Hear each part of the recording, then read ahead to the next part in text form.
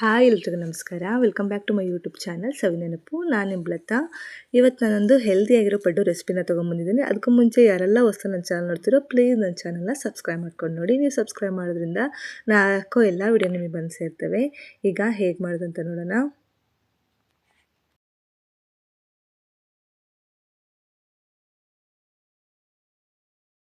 ಬೆಳಗಿನ ತಿಂಡಿಗೆ ಇನ್ಸ್ಟಂಟಾಗಿ ಆರಾಮಾಗಿ ಮಾಡ್ಕೋಬೋದು ಮತ್ತು ಹೆಲ್ದಿಯಾಗಿರುತ್ತೆ. ಈಗ ಹೇಗೆ ಮಾಡೋದಂತ ನೋಡೋಣ.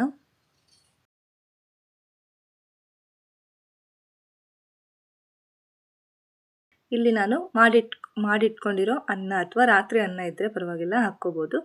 2 ಬಟ್ಲಾಗೋವಷ್ಟು ಅನ್ನ ಹಾಕ್ಕೊಂಡಿದ್ದೀನಿ ನೋಡಿ. ಇದೇ ಬಟ್ಲಲ್ಲೇ 1 ಬಟ್ಲಾಗೋವಷ್ಟು ಚಿರೋಟಿ ರವೆ ಅಥವಾ ಸಣ್ಣ ರವೆ ಯಾವುದಾದ್ರೂ ತೊಗೊಳ್ಳಿ. ನಾನು ಇಲ್ಲಿ ಚಿರೋಟಿ ರವೆ ತೊಗೊಂಡಿದ್ದೀನಿ. 1 ಬಟ್ಲಾಗೋವಷ್ಟು ಸೇರಿಸ್ಕೊಂಡಿದ್ದೀನಿ. ಈಗ ಇದಕ್ಕೆ ಇದೇ ಬಟ್ಲಾಗೋವಷ್ಟು ಮೊಸರನ್ನು ಹಾಕ್ಕೋತಾ ಇದ್ದೀನಿ. ಫ್ರೆಶ್ ಆಗಿ ಮೊಸರು ಇರಬೇಕು, ತುಂಬ ಹುಳಿ ಇರಬಾರ್ದು. ಗಟ್ಟಿ ಮೊಸರು ಹಾಕ್ಕೊಂಡಿದ್ದೀನಿ.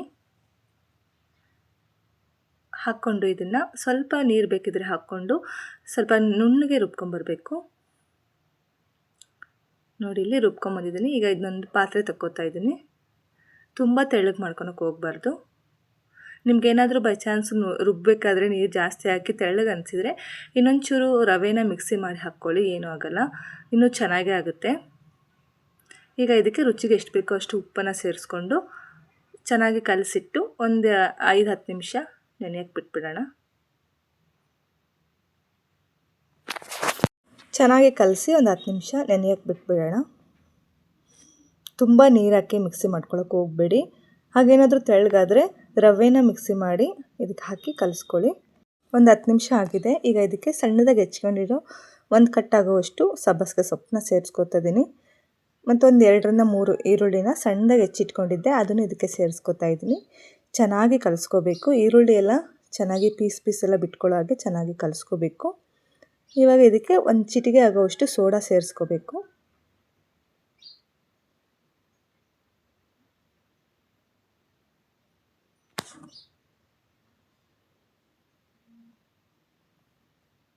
ನೋಡಿ, ಇಲ್ಲಿ ಒಂದು ಚಿಟಿಕೆ ಅಷ್ಟು ಸೋಡಾ ಸೇರಿಸ್ಕೊಂಡು ಚೆನ್ನಾಗಿ ಕಲಿಸ್ಕೊಂಡಿದ್ದೀನಿ.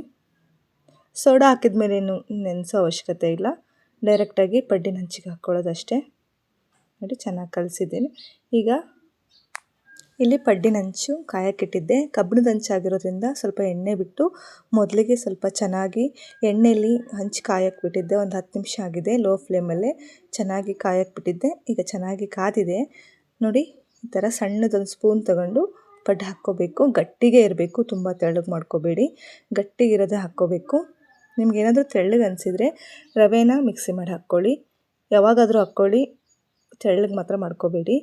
ಪಡ್ಡು ಹಾಕ್ಕೋಬೇಕಾದ್ರೆ ಹಾಕ್ಕೊಂಡ್ರೂ ಪರವಾಗಿಲ್ಲ, ಪಡ್ಡೇನು ಕೆಟ್ಟೋಗಲ್ಲ, ಬರುತ್ತೆ. ಆದರೆ ಏನು ಮಾಡಬೇಕು, ಗಟ್ಟಿಗೆ ಇರಬೇಕು ಹಿಟ್ಟು.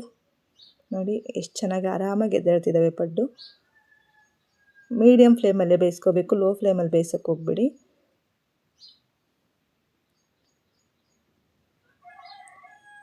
ಎರಡು ಮಗಳು ಚೆನ್ನಾಗಿ ಹೊಂಬಣ್ಣ ಬರೋ ತನಕ ಬೇಯಿಸ್ಕೊಂಡ್ಬಿಟ್ರೆ ನಮಗೆ ಪಡ್ಡು ರೆಡಿಯಾಗಿಬಿಡುತ್ತೆ. ರುಚಿನೂ ಅಷ್ಟೇ ತುಂಬ ಚೆನ್ನಾಗಿರುತ್ತೆ. ಸಬ್ಬಸಿಗೆ ಸೊಪ್ಪು ಹಾಕಿರೋದ್ರಿಂದ ತುಂಬ ರುಚಿಯಾಗಿರುತ್ತೆ ಪಡ್ಡು.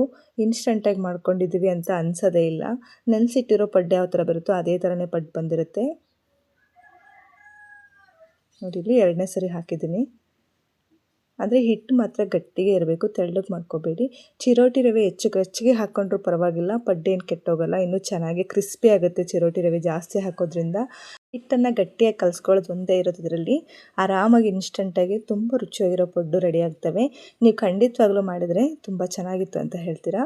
ಇಷ್ಟ ಆದರೆ ಪ್ಲೀಸ್ ನನ್ನ ಚಾನಲ್ನ ಸಬ್ಸ್ಕ್ರೈಬ್ ಮಾಡಿ. ಇನ್ನೂ ಹೆಚ್ಚೆಚ್ಚು ಈ ಪಡ್ಡಿನ ಜೊತೆ ಶೇಂಗಾ ಚಟ್ನಿ ಒಂದು ಒಳ್ಳೆ ಕಾಂಬಿನೇಷನ್ ಅಂತ ಹೇಳ್ಬೋದು. ಒಂದು ಸರಿ ಟ್ರೈ ಮಾಡಿ, ಚೆನ್ನಾಗಿರುತ್ತೆ. ಇನ್ನೂ ಒಳ್ಳೊಳ್ಳೆ ವಿಡಿಯೋಗೋಸ್ಕರ ನಿಮ್ಮ ಸಪೋರ್ಟ್ ನಂಗೆ ತುಂಬ ಮುಖ್ಯ. ಪ್ಲೀಸ್ ಸಪೋರ್ಟ್ ಮಾಡಿ, ಶೇರ್ ಮಾಡಿ, ಕಮೆಂಟ್ ಮಾಡಿ, ಲೈಕ್ ಮಾಡಿ. Thank you.